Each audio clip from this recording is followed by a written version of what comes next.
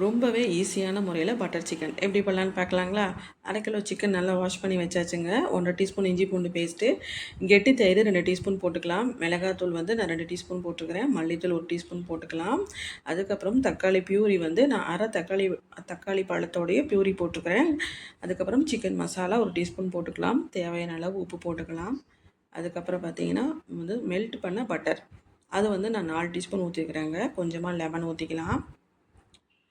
Lemon மட்டும் ஊற்றிக்கலாங்க. ஊற்றிட்டு இதை நல்லா வந்து கை வச்சு நல்லா பிசைஞ்சு வச்சுக்கலாம். நல்லா 1 ஹவருக்கு அப்படியே நல்லா ஊறட்டும்.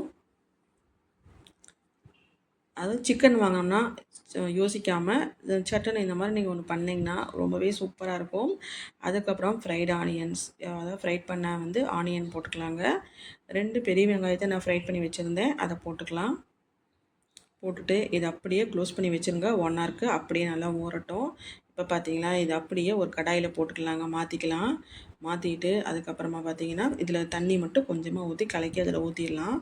ஊற்றிட்டு கொஞ்சமாக வந்து மீதி இருக்கிற பட்டரையும் அதில் ஊற்றிடலாம். 2 டீஸ்பூன் பட்டர் இருக்குது, அதையும் ஊற்றிட்டு இதை நல்லா மிக்ஸ் பண்ணிக்கலாம்.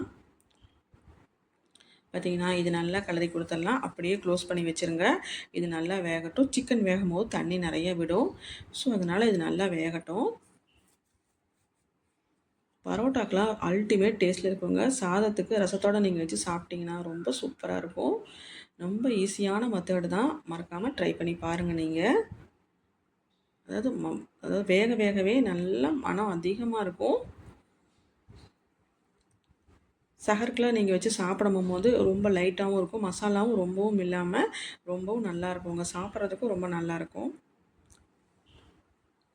அவ்வளோதான். அடிக்கடி ஓப்பன் பண்ணிவிட்டு இந்த மாதிரி நீங்கள் கிளறி கொடுத்துக்கிட்டே இருங்க. ஃபைனலாக ஃப்ரைட் ஆனியன்ஸும் கொஞ்சமாக போட்டுக்கலாம். மேலே போட்டுட்டு கொத்தமல்லி இலை தூவி நம்ம ஸ்டவ் ஆஃப் பண்ணிடலாங்க. அப்படியே க்ளோஸ் பண்ணி வச்சுருங்க. சர்வ் பண்ணும்போது ஓப்பன் பண்ணிவிட்டு சர்வ் பண்ணிங்கன்னா சூப்பரான பட்டர் சிக்கன் நமக்கு ரெடி ஆயிரும். மறக்காமல் ட்ரை பண்ணி பார்த்துட்டு எப்படி இருக்குன்னு சொல்லுங்கள்.